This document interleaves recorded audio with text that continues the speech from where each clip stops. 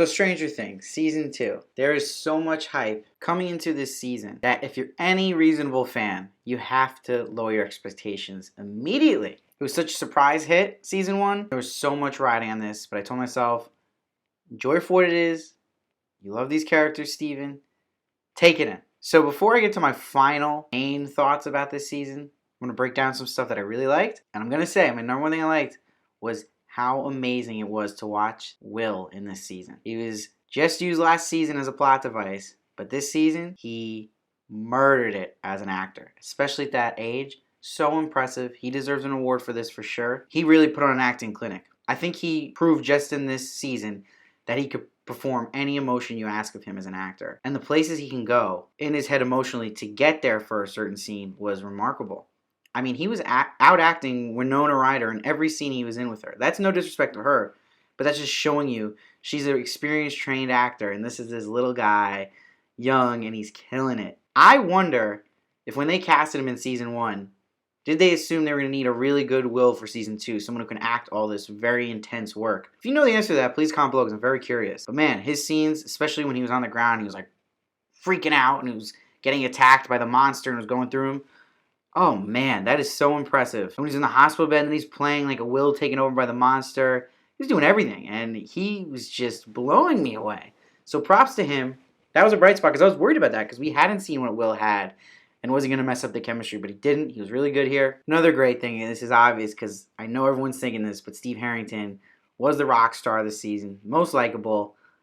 I like that they made him likable because you were worried about them bringing back his character. Like, is he going to be good? And he got better at the end of Season 1, but we're like, how is this going to work?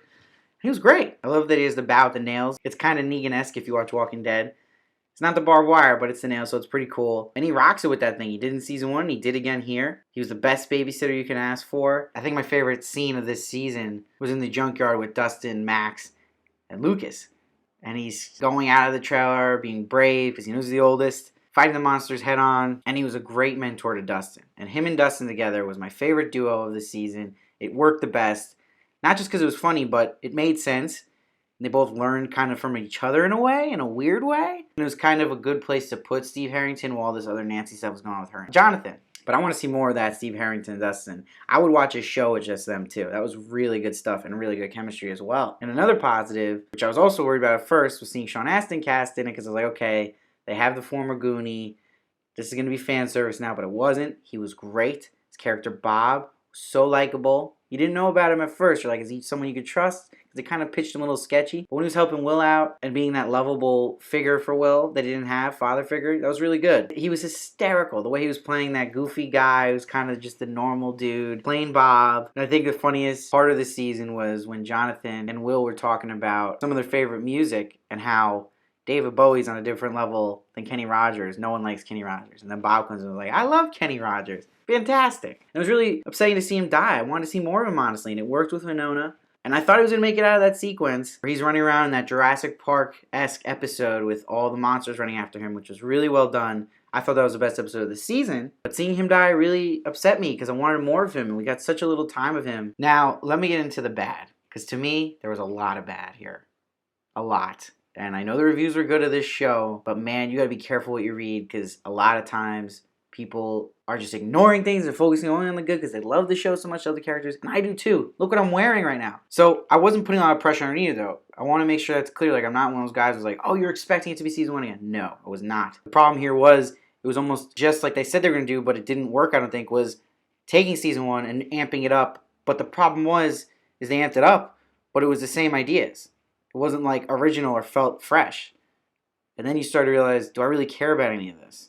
This is what happened to me. And all the stuff I was excited about in Season 2, I think, never happened. Because what they ended on in Season 1 was 11 going missing, having an epic exit where she killed the Demogorgon, and then you're wondering, where'd she go? Is she alive? Is she okay? And then you had what I was most excited about, Hopper going back with the sketchy doctors, scientists, and wondering what deal did he make to be able to go into that upside down through them. There was a mystery behind Hopper and those people, and they always seemed sketchy. And that was what I was most excited about to see in Season 2, is like, what are we going to learn about Hopper? What are we going to learn about them? And then what do we learn? Hopper kind of just made a plain, straightforward deal that he basically let them experiment on Will, and he kind of work with them and not basically have them known about in the town, that he'd kind of cover up for them. But then we find out the doctor's not so bad. The main doctor we see here this season, he's kind of a cool guy. And they weren't really doing much sketchy stuff, this new crew. So it kind of ran away from that mystery we had about them that I loved in season 1. And then it ran away from the mystery about Hopper, because we find out really not much new about Hopper. He's just, they always tease that maybe he's a bad guy or he's up to something no good. But didn't go to any of that. I'm not saying I wanted it to happen, but the way they were pitching last season, it seems like there's going to be some element of new with him or something we learned. I feel like we didn't learn anything. And what I loved so much about season 1 was the mystery and the suspense, but this season I just felt had the suspense but no mystery. And coming with that, with no mystery, there's also no big reveals. There's no twists either. You need something. I thought maybe episode 6 or 7, let's not talk about episode 7 yet, maybe there'd be a huge twist, but nothing. That never came. There was never a big reveal, and I need that in this show. I mean, you look how the show ended last season, and it has Will puking out little upside down sludge or Demogorgon goo, whatever, but it got you excited because you're like, whoa, this is what's going to happen next season they're going to delve into. How did they end this season? With how the poster already revealed to us that there's a monster in the town. We already knew that.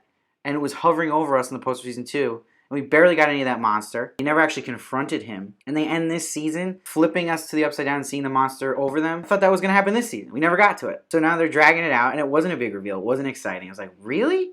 So this whole season's villain was the Demogorgon dogs. That's all we get that was new. We didn't even get to delve into that monster. He had that moment with Will, sure, and he took him over, but we never had the fight. Now they're dragging this monster out. That lost some excitement value here. And what really hurt, too, was not having a human villain that was strong like we did last season with 11 with the man she called Papa. He's teased, though, in this season, which I like. I hope he comes back. We really need him here.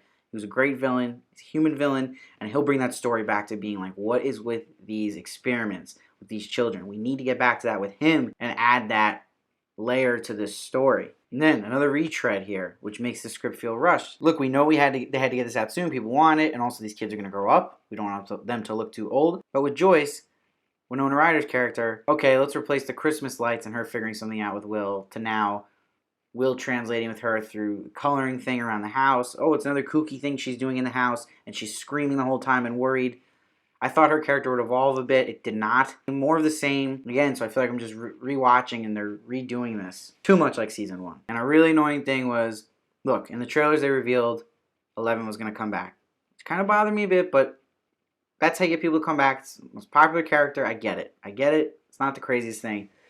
But I thought we'd see her reunite with people by maybe episode 4 or 5. But we're not going to have that happen until episode 8. She's with the original group. What made season 1 so magical was having 11, Dustin, Lucas, and Mike together in scenes. It was a strong group. Now, it's always risky when you separate, but you can always get away with separating 1 or 2. But 11 was such a central part, and she just felt like a totally different storyline here, so totally separate, and you lost that edge and chemistry to it. I'm sorry, Max isn't going to replace that. She was good, but you needed that supernatural character in there with the main group of guys, and it happened way too late. And then she's with them for what, 10 minutes and leaves? Give me a break. Like, that's just not good, because 11, this central character, is with Hopper. And what's frustrating is that big cliffhanger they had last season with 11 disappearing. Look, we know she's back, but we find out all she did was she had this epic exit, kills a Demogorgon, and she just frolicked around in the woods for a bit and was found immediately.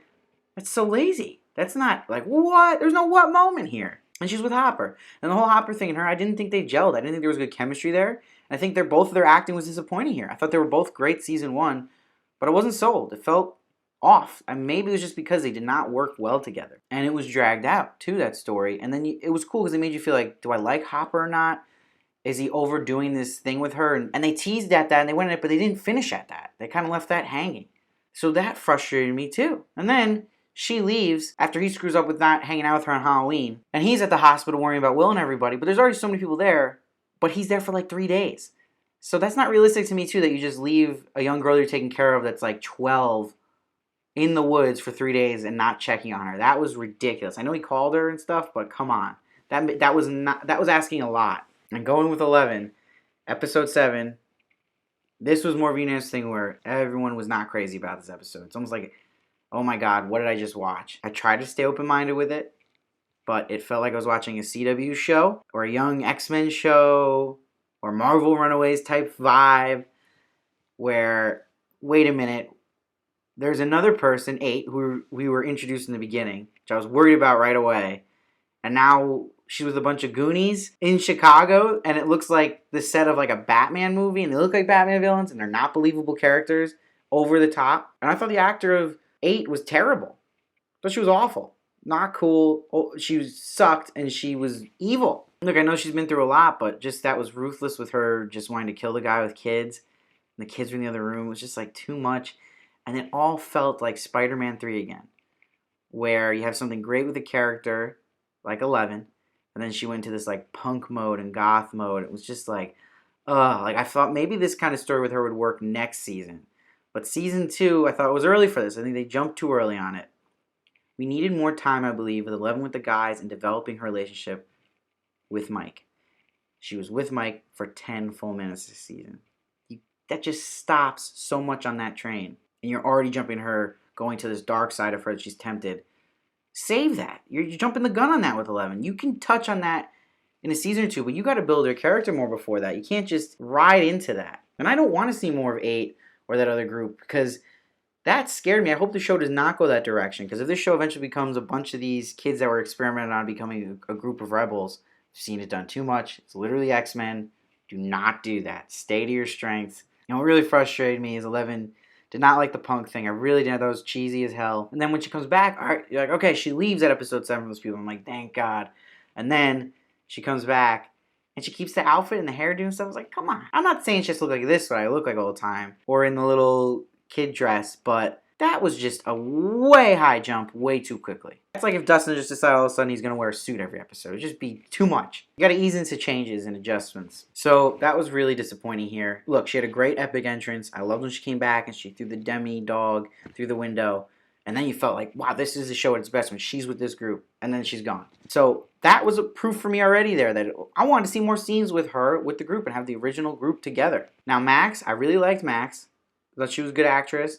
I liked that she was love interest of Lucas and Dustin. But then you started feeling that was her only purpose, because they did not delve in enough to all this time and attention they gave to her and Billy in this car and this weird mystery. See, that was our only mystery, and we got no answer to it. And you don't really care about it that much because they're new characters, but you're like, well, what's the deal with these two? Why are they behaving this way? What is this going to lead to with Max? Are we going to get a deeper character here? And we didn't. We didn't. We saw Billy's abused by his parents. Big whoop.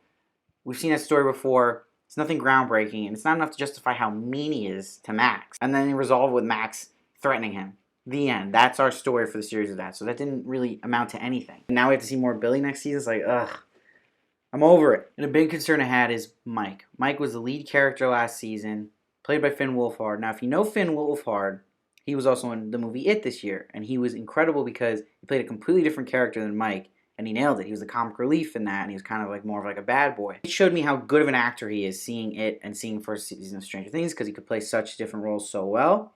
And he really took a back seat this season. And I figured that would happen a little bit, but it was a lot here. And that hurt him that 11 wasn't around him in his character, because that's a central part to his character. So they kind of didn't know what to do with him. He was kind of just there chatting with Will here and there, kind of being the guy who listened to him. But he really didn't serve much of a purpose here, and I wanted to see more of him. He's a really good actor. He's funny in the show, and he nails it, and it's an important character we've attached to, but he did not get enough screen time. If you put the time together, I think Nancy got more screen time. Nancy and Jonathan got so much screen time here, and it was torturous. That's, again, the feeling of a CW show, where it's just this love triangle they're developing, so people go on Twitter and say if they're Harrington and Nancy, or Jonathan and Nancy, it's almost like meme bait. The show became meme bait here. It knows it with the Winona Ryder lines, and retreading on stuff we've already seen, starting this relationship drama. It's like, come on. And they ended it originally last season where Nancy actually stuck with Steve, which was surprising. But I feel like they rushed way too out of it where she was already on to Jonathan. Let that breathe a bit. Again, it felt like they were doing season 3 type stories here in a season 2 of a show.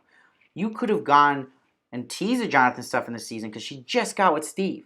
And then maybe into the Jonathan stuff beginning of season 3, and then it feels more natural and makes sense, where he was just like, why is she over Steve so quick? I get he wasn't crazy with the Barb thing, but the Barb thing, oh my god, that was led to nothing. We meet her parents, they're into investigation, sure, it brings in that funny character, the journalist, but it's just like, that was confusing, and just like, okay, great.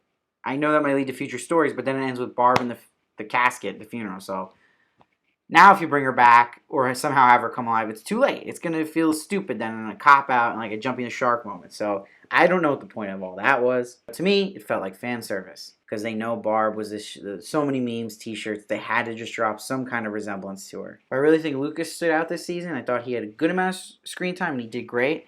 I thought Dustin was more frustrating. I know his character can serve a purpose like that sometimes, but he was real frustrating, doing a lot of stupid things. And I don't think his humor was striking as well this time. Especially how many times he can say the same joke with the, look at these pearls. Ugh. But what was really strong here, which felt like old Stranger Things, was the prom scene at the end. That was really good, and I hope that's the direction the show goes. Stick with these characters, keep them together, let's see them grow together. Kind of like the Harry Potter vibe. Do that strategy.